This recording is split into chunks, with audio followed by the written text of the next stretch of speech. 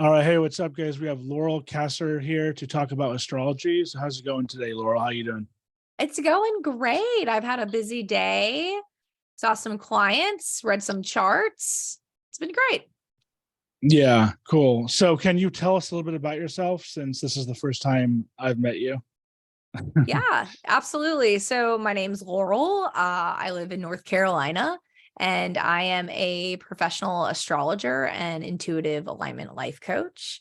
And basically what that boils down to is that I help people decondition from the cookie cutter prescriptions of what life should be in order to help them align with their inherent energetic blueprint and live in alignment with themselves, and just enjoy their own life and optimize their relationship with it. Yeah, yeah. I don't know too much about astrology at all, but it is something that I'm interested in, and I've been wanting to have someone come on to, I guess, just more or less like explain it to me. To be honest with you, I personally have some doubts, I guess you can say. So maybe you can Sure. like clarify how it works or whatever, and if it's so I guess the first, I mean, I hope this isn't like too strong or whatever, but first of all, um yeah, so how does it work? Like, how does it work, first of all? Yeah. Isn't that the biggest question of all? Yeah. Well, to be totally honest with you, we as humans right now do not know the technicalities on how it works and the mechanics under which it works, but it is highly observable. And I've been witnessing astrology play out in my life for decades now. So although we don't have the technical terminologies, I guess, for how energy on such a large scale impacts us, there is some baseline concepts that I hold when I'm practicing and introducing topics of astrology to people. So, pardon me, I'm going to grab my water real quick. No problem. Thank you. So, I guess the first thing to understand about astrology is that it's not so much, in my opinion, something that is really like you believe in it or you don't believe in it, more so you understand it or you don't understand it. It's kind of like the way we say, I don't speak Spanish. We don't say I don't believe in Spanish. It still exists and is still like a valid form of language and interpretation. We just don't understand it if we don't understand it. You know what I mean? And so I find that astrology works in a really similar way, where it is kind of this energetic language where there's symbols that can represent energy rather than words, And so we know that everything in existence is made of energy. Like matter is made of energy. Energy propels the universe forward, and no matter how you look at it, right? Like it's just things exist and things are made of matter and matter is made of energy. So we know that that is something that is just there, inherent, happening. And so the idea that I function on with astrology is that when we were born, the very, very, very first thing that we did before we did anything else at all was we went, and then we start crying, right? So in that first moment, that breath is the very first autonomous thing that we do. Independent. No one else is breathing for us at that point. Like we've taken a breath for the first time. And in that moment, we're kind of breathing in the entire universe, really, of energy as it exists right then and right there in that moment in time. And when we do that, we're breathing in all of this energy, and it kind of like imprints on us all of the potentials of that moment there, because that was our first little slice of life, our first autonomous action as individuals in this greater realm we find ourselves in outside of our mother's womb of protection, And so that energy imprints on us, and we carry that with us through our lives. And we kind of become these like little energetic timestamps walking around, interacting with each other, each one of us having our own little pool of possibilities and potentials that energetically align with that moment that we were born. And we tend to experience a lot of our life through that lens under which we took that first action in our first emergence and our first entrance. And we kind of carry it out, and it unfolds and unravels through our lives as we live them ourselves. Yeah. So yeah, I am like a total novice, and I kind of like coming into podcasts that way, because then you can like kind of explain to me how it all works.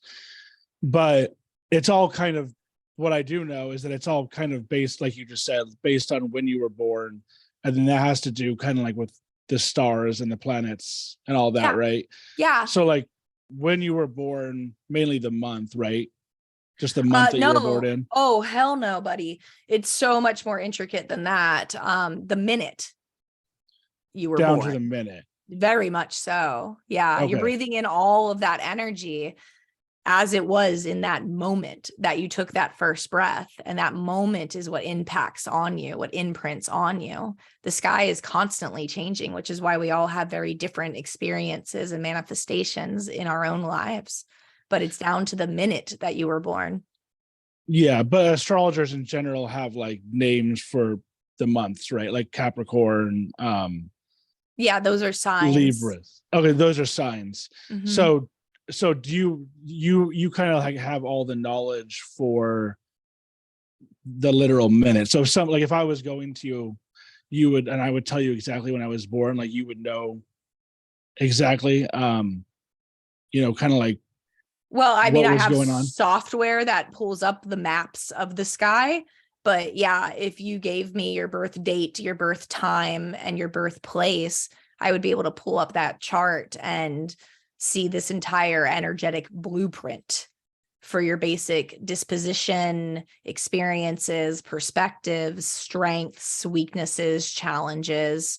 It's essentially an owner's manual for our own lives. Okay, cool. So let's go back a little bit, and yeah, so how did you get into it, and then what kinds of things do you have to do to be able to like practice it or whatever? So I've been an astrologer for 12 years now. I started my practices about 12 years ago. I was at a place in my life where I didn't feel like I had a very great grasp on myself, on what I was doing, on who I was. I was recently out of a 3-year long distance relationship, and I felt like I had really lost myself in the sauce of that relationship. And after it was over, I was like, well, who am I? Though, like what makes me me? And I didn't feel like I knew a whole lot about myself at that point. So I kind of went back to what I did know about myself, which was that my name was Laurel and I was born April 8th, and that made me an Aries. And I had always identified with the Aries traits and characteristics. And I was like, let me go back to that baseline to like remind myself of who I was, to kind of like get a jump start and be like, well, I once identified with those qualities and characteristics. Maybe if I return back to them, I can try to like find it in myself again, And then I entered the rabbit hole, the wormhole, if you will, and learned that you can have the moon in a certain sign, you can have Venus in a sign, that Saturn was somewhere, that all of these big archetypal energies were all located somewhere in the sky. And all of that helped to answer a lot of questions that I had about myself. It helped me to understand myself in ways that I had never previously engaged or interacted with my own emotional landscape or mental processes, by kind of helping to define some of the bigger roles and traits and characteristics of these energies that I identified with but didn't have words for at different points in my life. And so it really just opened up the floodgate for me to interact with myself in new ways. And then immediately I was like, holy shit, if this is what it can do just for me to understand myself more, I can definitely use this to help me understand other people and hopefully one day help them understand themselves. And that's kind of how I got down the rabbit hole and never quite surfaced for air from it after that. And what was your second question? That was how I got into it. Like how you get into being able to like Oh, practice it. well, Yeah. it's an unregulated field at this time because most of the societal collectives do not understand the nuances that this is a system and not necessarily a belief system, but it's a thought system, you know? So we're considered to be a fringe or a pseudoscience by much of the mainstream society, which is like, okay, I get it. I get why. I see why. But once you start studying it, it's pretty undeniable that there are correlations and patterns in things. And astrology is primarily like studying patterns. So you kind of, you learn, you grow, and you get brave and start putting yourself out there eventually. It took me probably about 9 years into studying before I was like, okay, I can do this for real, for real. It took a lot of bravery on my part to feel like I knew enough to be a valuable asset in this field. Even though I knew a lot and honestly should have started practicing much sooner. But imposter syndrome is very real across all fields, I think. So no exception over here, but got brave and made it my life's work, and it's going well. Yeah. And I was going to say before, like, if it works, it works. You know what I mean? Like, Yeah. you don't really necessarily have to, there are a lot of different religions or whatever, meditation or whatever people do, yoga, that makes them feel better. And if it makes you feel better, then, you know, it works. But like in terms of like the history and or science to it, like I said, I know very little about it. In terms of like when you're trying to figure out, you know, what's going on with someone or whatever, like, is there, well, yeah, what's just like the background to astrology? Like, do you know a lot of the background to it in terms of like how they came up with it and all that? Yeah, I mean, astrology is one of the most ancient forms of science there is. You can throw finger quotes on that if you want or not, but it is an original system. It dates back to about 5,000 years ago in ancient Babylonia. I think we're the first star systems. I mean, it started because people noticed that there were stars. And, you know, there was lots of stories and myths told about stars before there were, you know, any kind of technology available. People were telling stories about stars because that's what they did at night. That was what was available to them. And so they started to notice, obviously, like changes in the sky. And then they started to plot those changes in the sky and notice that there were correlating events that were occurring, that when the sun happened to be in that section of the sky, they noticed X, Y, and Z would happen repetitively. Like they started to observe the patterns, and that's how they kind of got born. And then there was obviously the Hellenistic periods in Greece and Rome, where astrology was very much a massive part of the culture. I mean, all of the philosophers, politicians, war leaders, they were all had astrologers or were astrologers. And if you were a mathematician, you were also an astrologer. And if you were an astronomer, you were also an astrologer. And it was very prevalent in the high society of those times because they would use astrology to help them make predictions about like wars and harvests and other kinds of socio-political movements that they would do. They would plot them by the sky. And it really wasn't until the rise in Christianity and the tightening like grip of theocracy in the times of like the Crusades, where anything that was considered divinatory or fortune telling was bad and had no place in those current systems that were taking over a lot of the, at least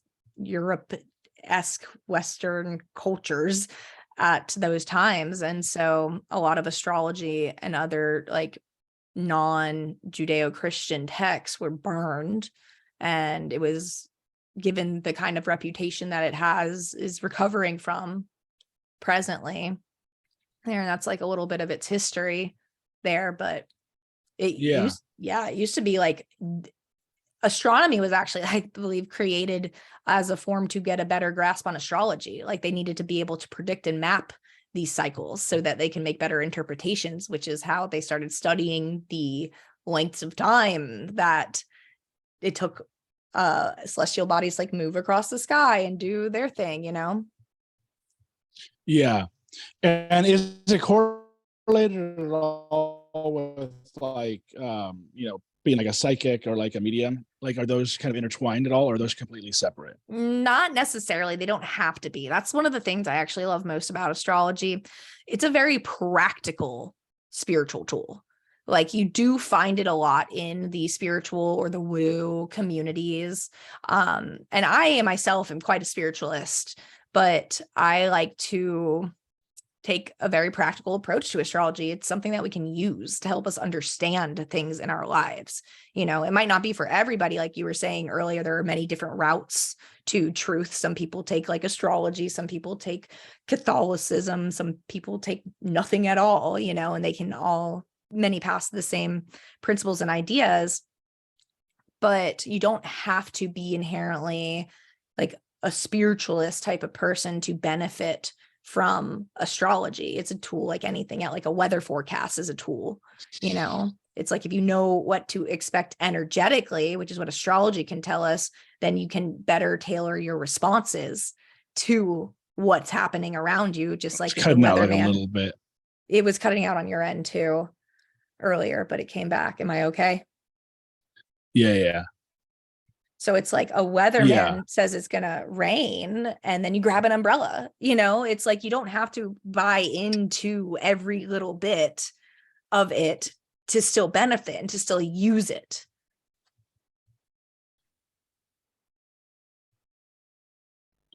Yeah, I cut out a little bit again. Hopefully it's gonna get back on track.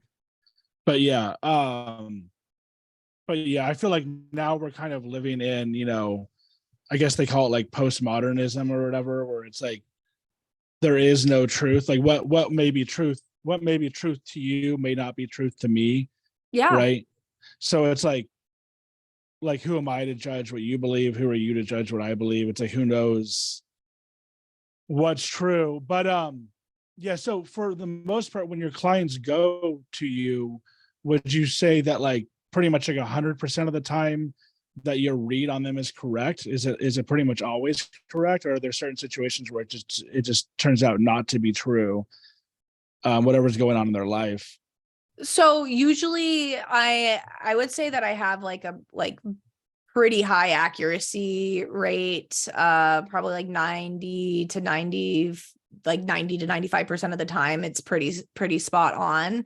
The thing is that we're dealing with potentials. We're dealing with archetypes here. So unless I know a lot of the details about what's happening in their personal lives, I might not know all the players that are happening around them. You know, I might not know every aspect of their personal life. So astrology is not like we're getting super crazy specific where I'm telling you that it's your aunt's next door neighbor's dog that fucked up your car the other day or anything like that. It's not like that specifically detailed plugged in, because this is more just energy. We're just looking at these potentials. So we're looking at like again, I'm going to use the weather forecast. It's like when they showed the maps on the weather forecast and it's like this area, about this area, gonna rain, right?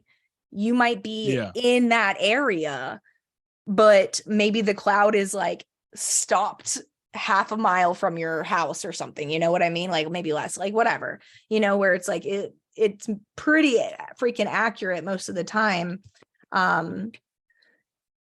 And there are ways to like be even more precise. I'll tell people what I see, and then they'll come back to me the next time, or they email me afterward, and they're like, you couldn't have been more accurate about that, because it's just like the basic energy is going to be there, and you can get in enough to be like, it's probably going to feel like this around these topics here. And usually they'll fill me in on whatever it is, because they'll be like, how could you have known that? And it's like, I'm just reading the language. I'm just speaking, I'm interpreting the language that I see in front of me. here. Yeah. Yeah.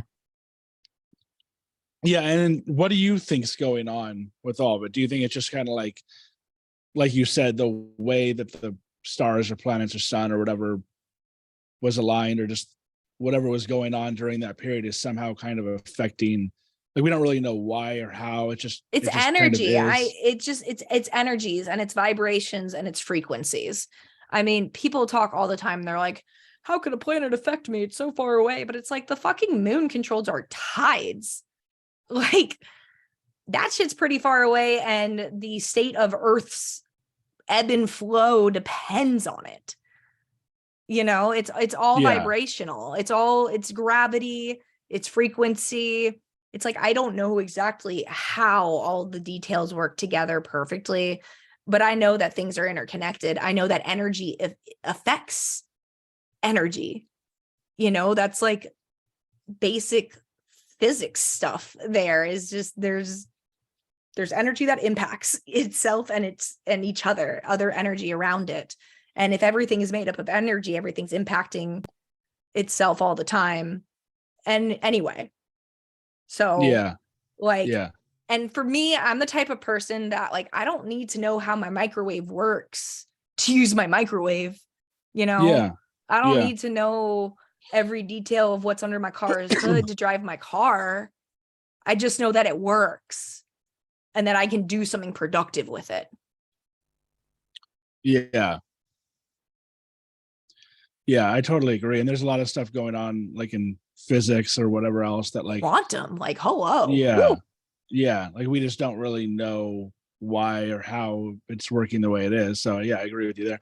So like if I was to go to you, like can we do like a little bit of like a test run on me maybe? Sure. Like yeah, because I feel like that would be probably the best way for me to understand how it works or whatever. Once again, there is like a lag, so we might have to go to like audio only, or the only thing I can think of is like maybe like try and like for both of us like try and move as little as possible, but it seems like the more like somebody moves around, the more like it gets paused, you know what I mean? Okay. So yeah, like let's just try doing like, what would you call it, like an astrology session or something, or what is it? I'll do like a little mini reading for you. Yeah, like a little mini reading. So what's your birth date? So my birthday is October 7th, 1982.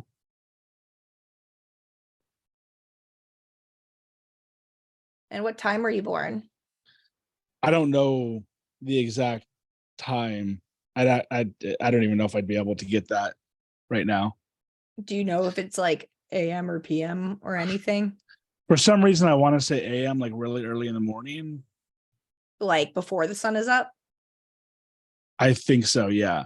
Let's go with a nice like little 4 o'clock in the morning there. We'll just like stick it at 4 o'clock and throw it there. And what city or town were you born in? What was that? City or town you were born? It was Torrance, California.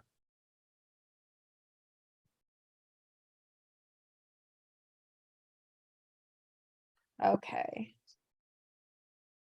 So we won't be able to be as like detailed as I would typically be able to without the birth time. But let's take a look here.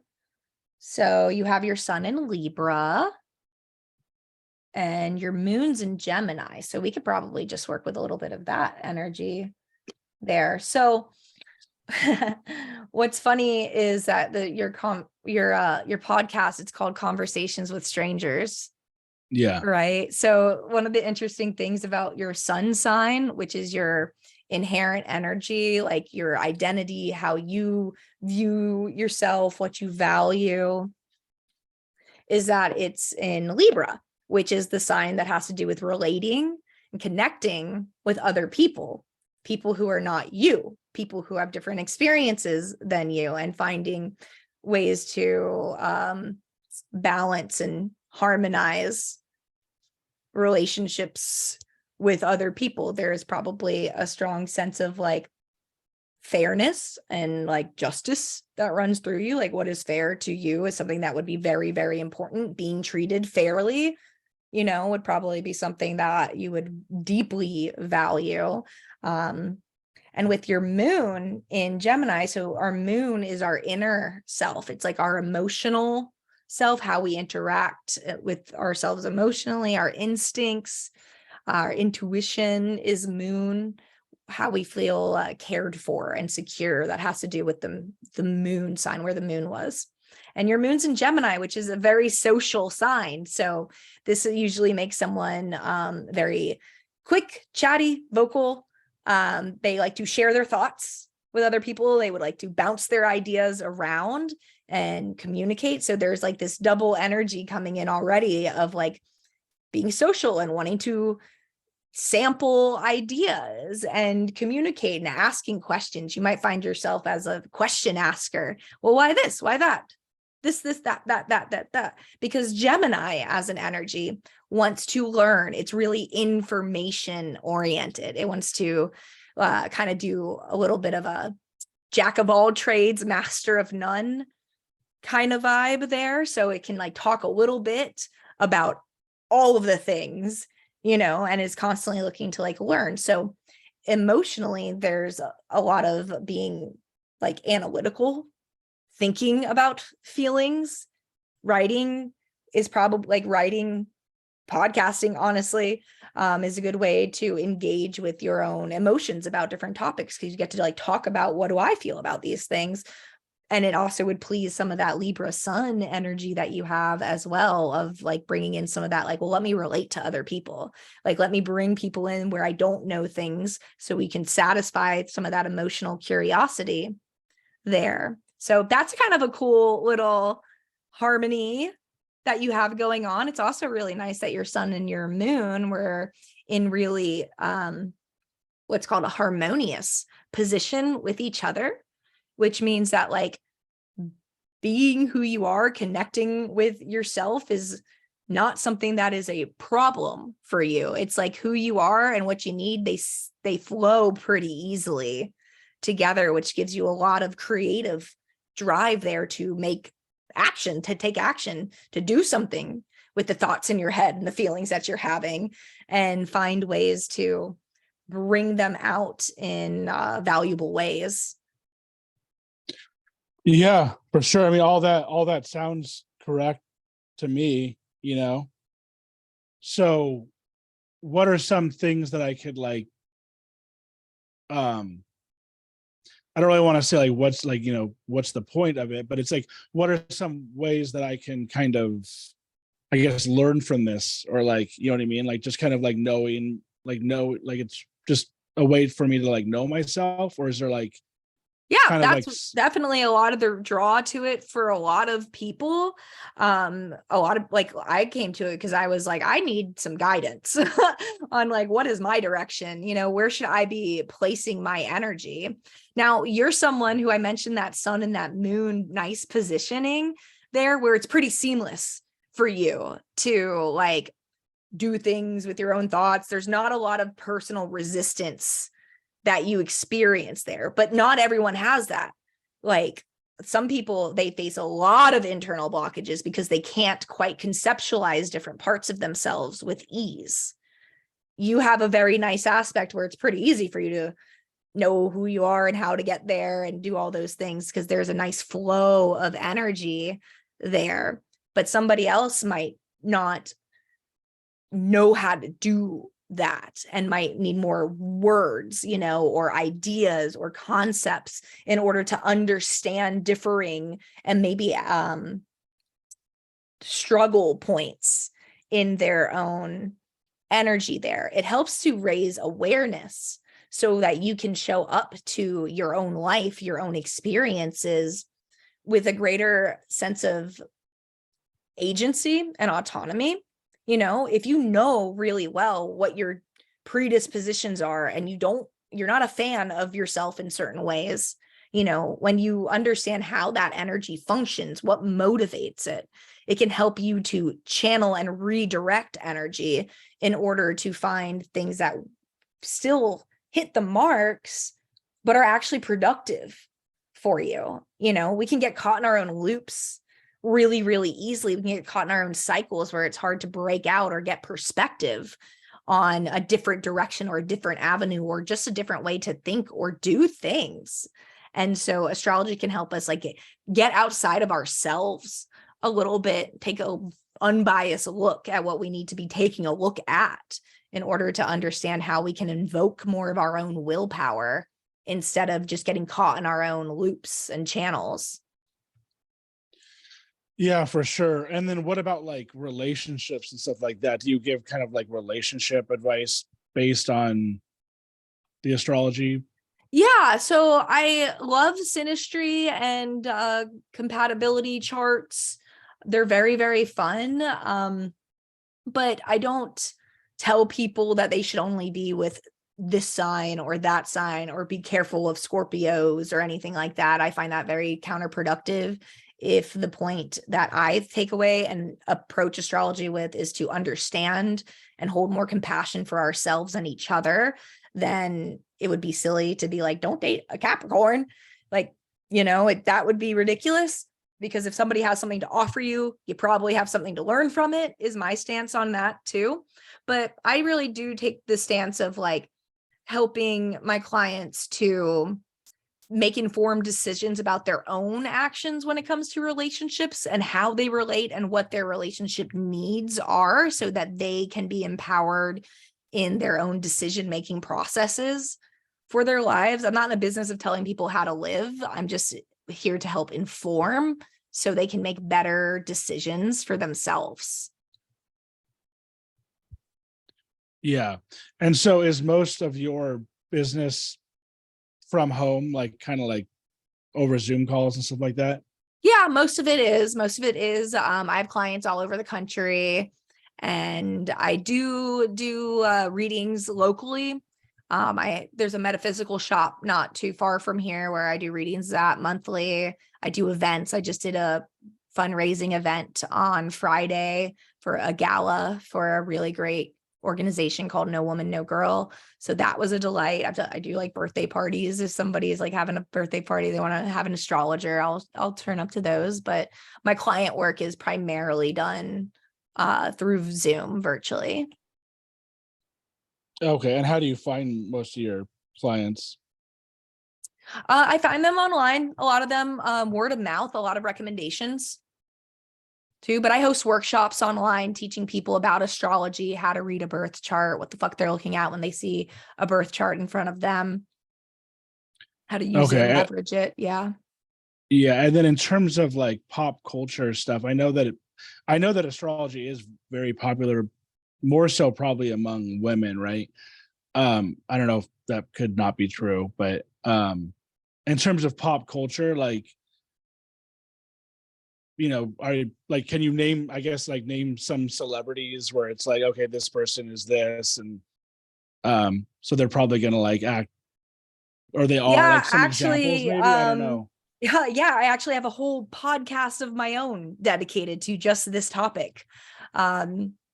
My co-host and I host a podcast called The Astrology of podcast, and it's available on all platforms, I do believe.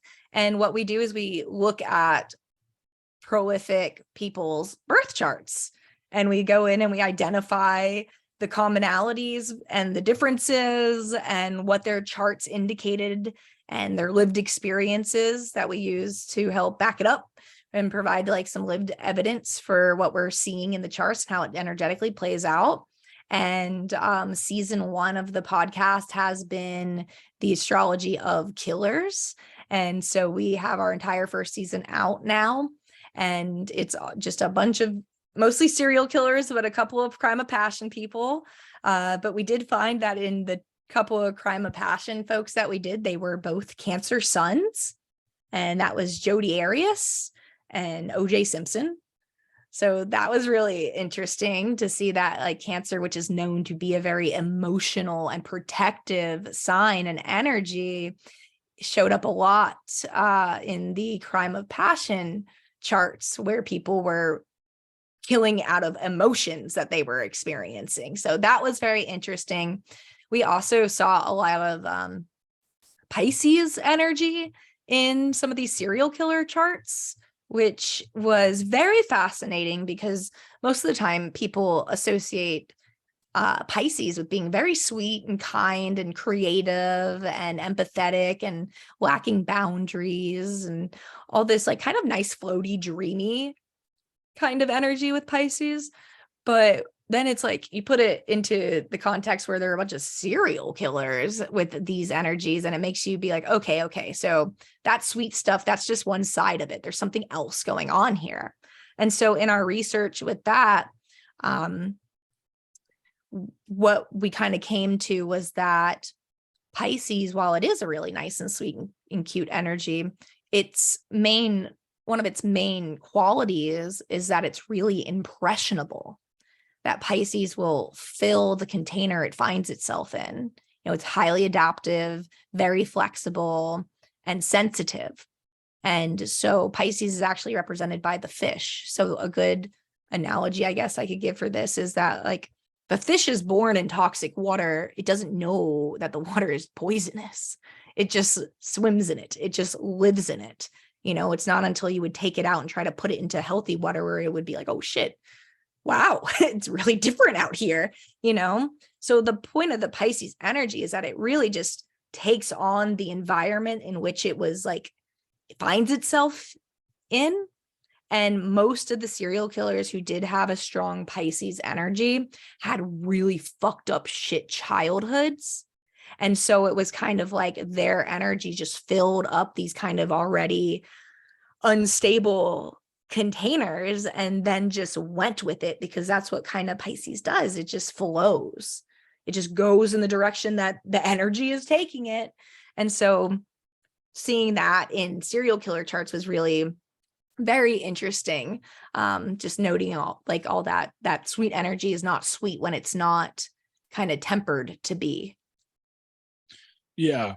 I was actually going to ask about killers, or if there's any like signs that you want to like, stay away from, I guess, or like just bad signs.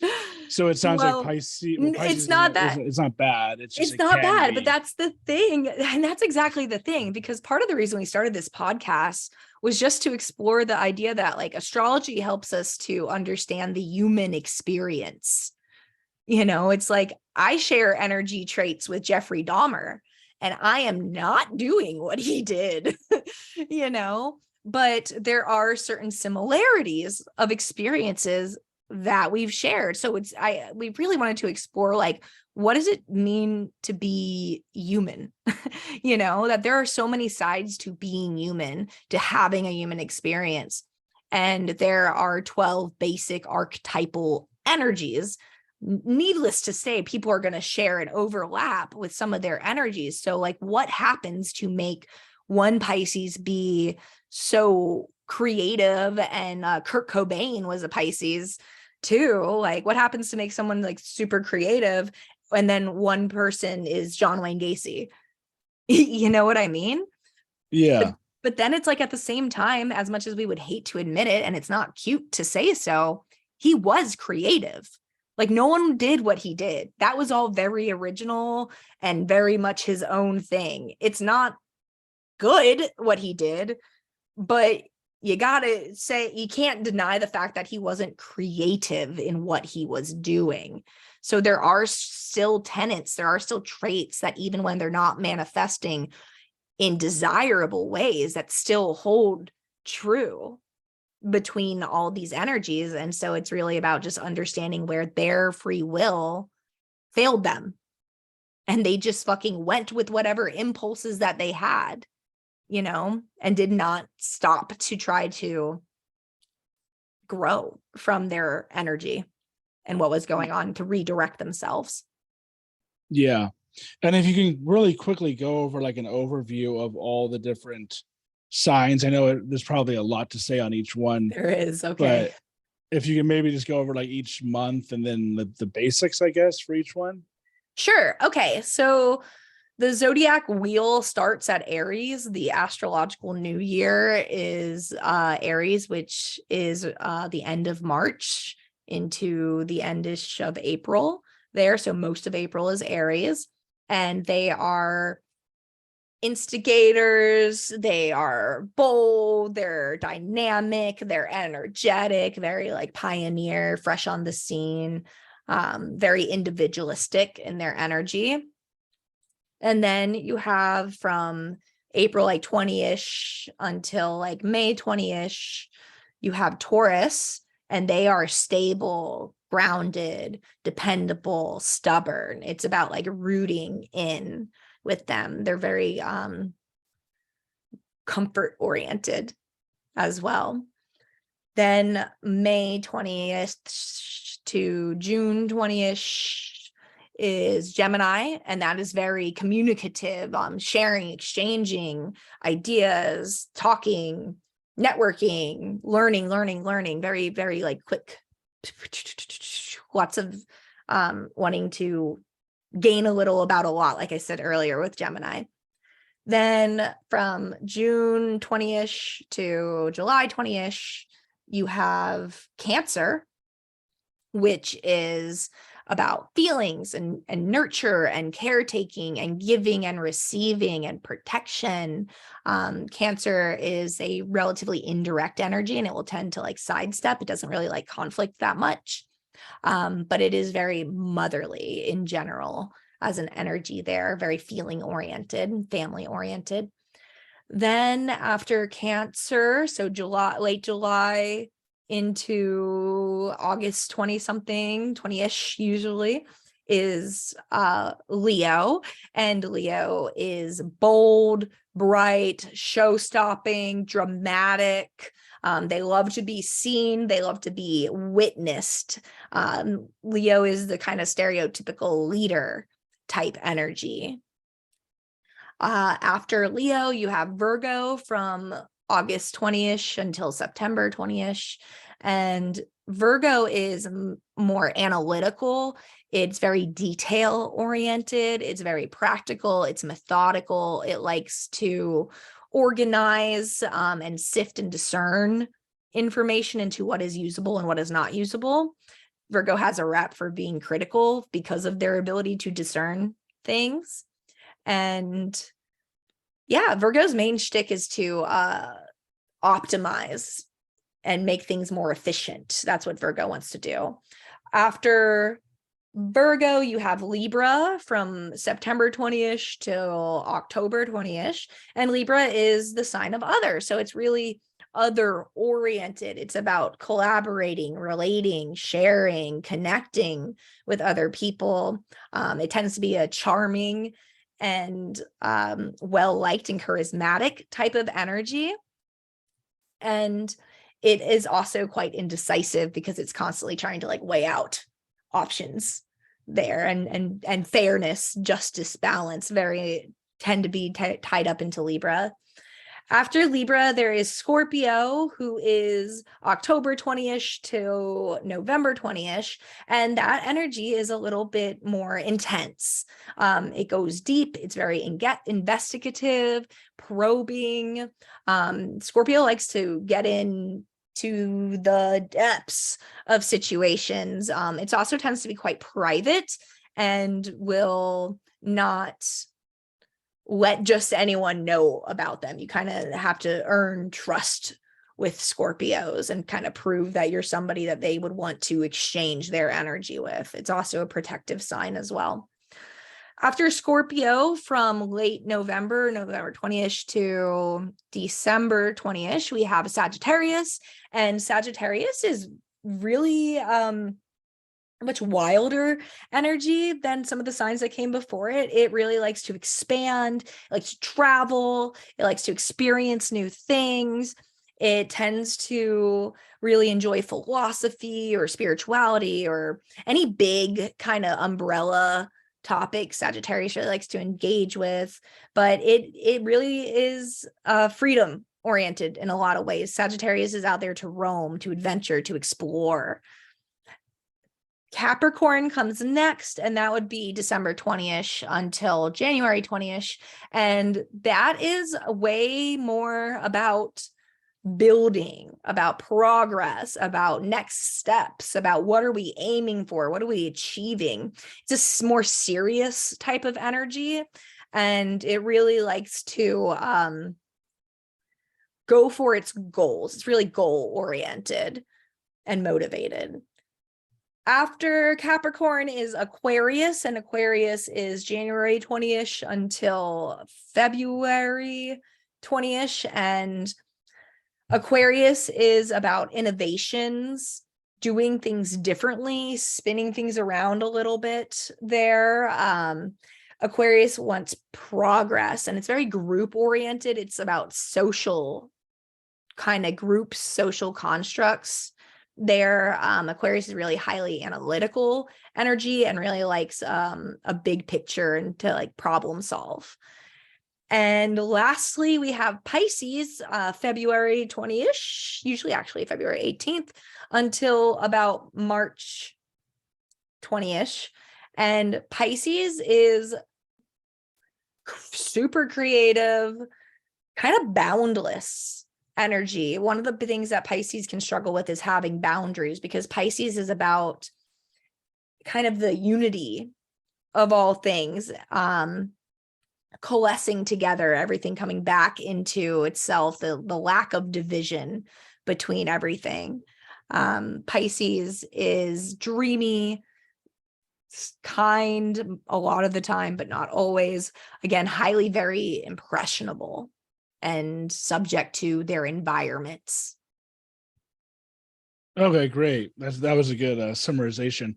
And in terms of like religion, are you religious at all, or like is astrology like kind of like linked to any religion? I know I brought up mediums and psychics before, but yeah, no, it's not well, okay, it's a complicated question. Astrology is in many religions, but most people don't know it is in those religions. But like the Bible is covered in astrology references. Like the three kings point to Orion's belt as a constellation in the sky, talking about like the bright stars coming down, like being Venus. Anyway, it's all over the place in there, and many people aren't even aware that that's part of like what the books have in them. So yeah. So the answer is yes, astrology is linked to many religions in various ways, because this was one of the first forms of like connections, like, anyway, I'm not going to go down that rabbit hole, but I do consider myself spiritual. I don't adhere to any specific or outlined doctrine of any sort. I'm very intuitive with how I practice my relationship to source and divinity. Astrology does play a big role in that for me, because that is how I have personally found a way to connect with source energy. Because when I'm reading astrology, I just feel like I'm interpreting the big energy around me. And if anything, the universe is the closest thing to like whatever God is, in my opinion. It made us, we are it. It's all the same kind of thing. We're all just embodiments of this larger source that's happening around us. So astrology does help me to like connect to different aspects of that. But there's no like books on whatever I do. I make it up as I go, what feels right to me, what brings warmth into my life. Yeah. And then in terms of like once again, I asked about the mediums and the psychics before, but so I don't even know if astrology is linked to like the dark arts or whatever, but like in terms of that type of thing, like witchcraft and all that kind of stuff, like do you believe in that kind of stuff? Yeah, totally. It's all energy. Yeah. Everything's energy. Everything's intention based. If you have dark intentions, you're doing dark magic, in my opinion, whether you want to call it magic or not. Every action we take, it's about like, what are we putting into it? What are we planting into it with that action, with that event, Yeah. But yeah, I don't know.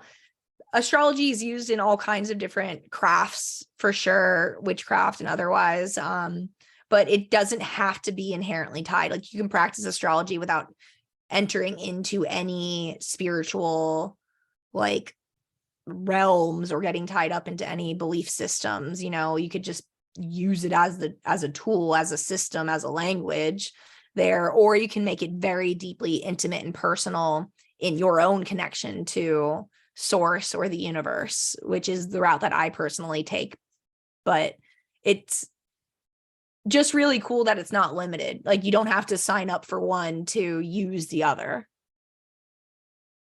Yeah. There's no like church or anything of astrologers, right? Like No. Well, like you I don't said, all, it's not a belief system, it's a language. yeah. Yeah. Yeah. But I've like never practiced witchcraft or anything like that. And like, if anything, it kind of scares me, but it's always been kind of interesting to me. Like if you've ever seen a movie like Hereditary or, Yeah. Midsummer or whatever, you know what I Yeah, mean? those are great movies. We love Yeah. A24 in this house. Yeah. I love A24. Yeah, And, so good.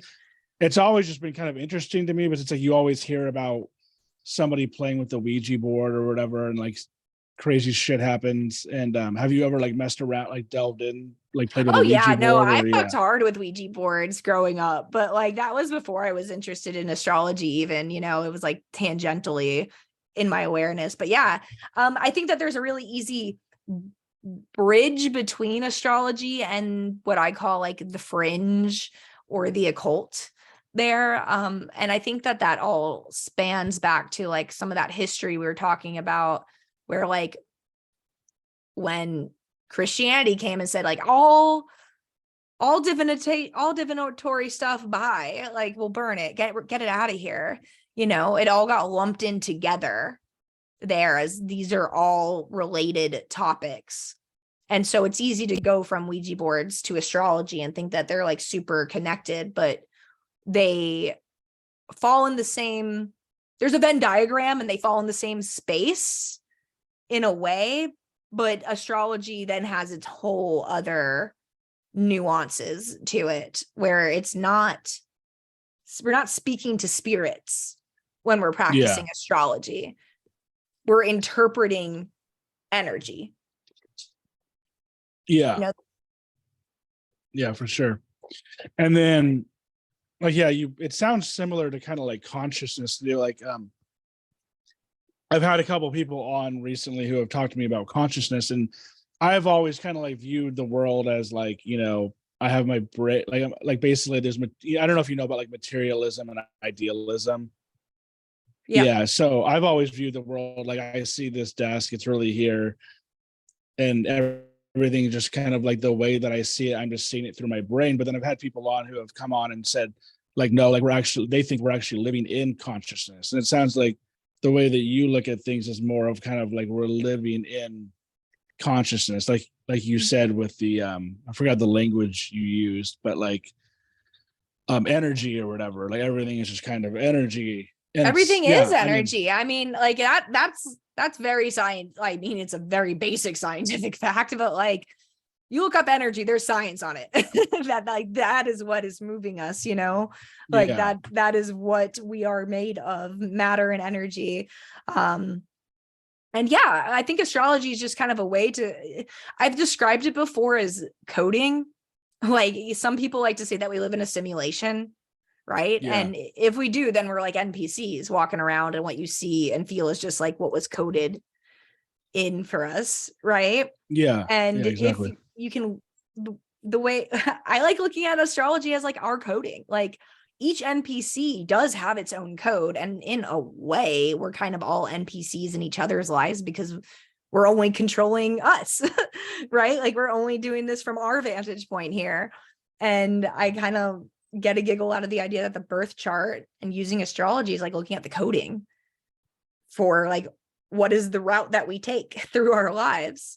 What are the experiences that are hardwired almost into us there? And so it's kind of just like using the conscious awareness to take a peek behind the scene a little bit there and see like, oh, okay, cool. So like my character, I do this, and then you live it yourself though, like in real time, firsthand. Yeah.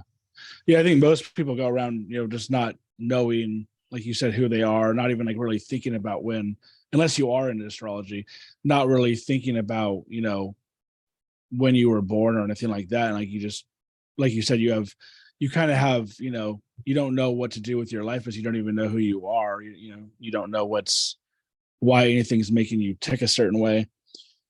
Yeah, I mean, it's all definitely interesting to me. That is why I had you on. And in the beginning, I said I had my doubts, but it's like it's nothing against astrology. It's just I have my doubts about a lot of, I question everything. You know what I mean? Well, I was yeah, raised, we even yeah, said that when I looked at your Gemini moon. I was like, lots of questions. We ask questions about everything. exactly. Yeah. Yeah. And I was raised Christian, and my family's Christian and all that, but it's like, I'm always questioning it because, or not only that, but just everything. And I'm interested in everything, like you said, and interested in people and all that. But I don't know if you have like a hard out at 2. So if you want, we can wrap things up. Well, I know you got more stuff to do, you said, so I Yeah, don't want I to have. take up too much of your time.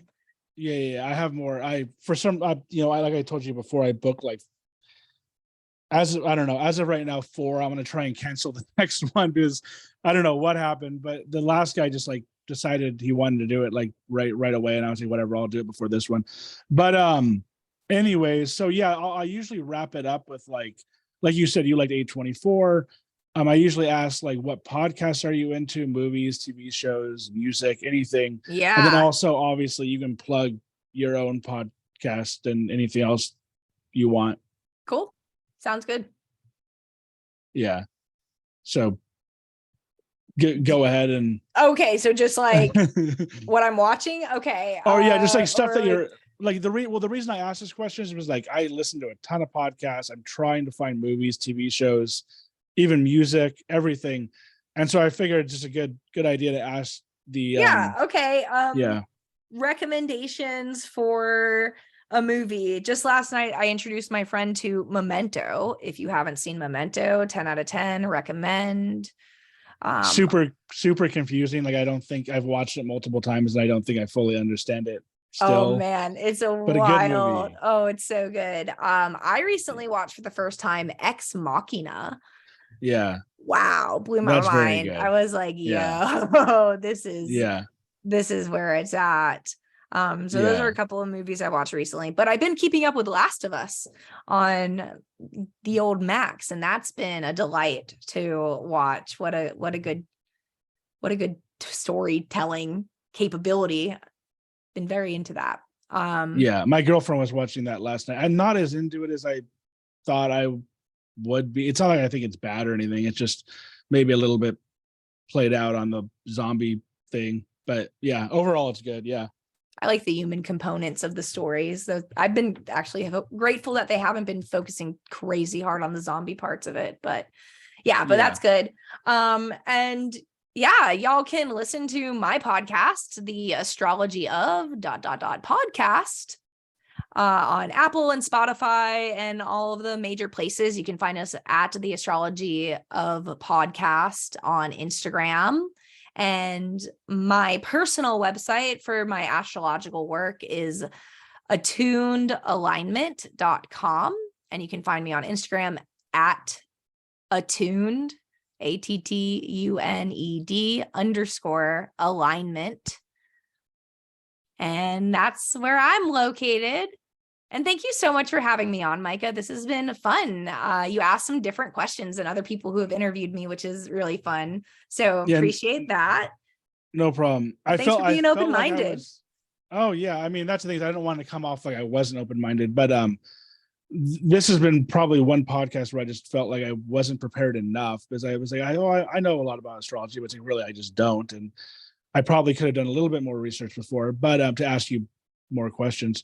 But yeah, we could probably talk about this off podcast, but when I was trying to find your podcast, it was a little bit hard for me to find. I feel like I think I ended up finding your podcast, but I think I ended up on one that may have not been yours or something. So I don't know, whatever. Just give me the link and I'll post it to make Okay, sure I yeah, get the right one there's one afterwards. called the Astrology Podcast. And so that's probably where you ended up. But yeah, ours is different. But I'll shoot you the link to the pod. All right, great. Sounds good. Thanks for coming on, Laurel. It was great talking to you. Thank you for having me. Have a great rest of your day. You too. Bye. Bye.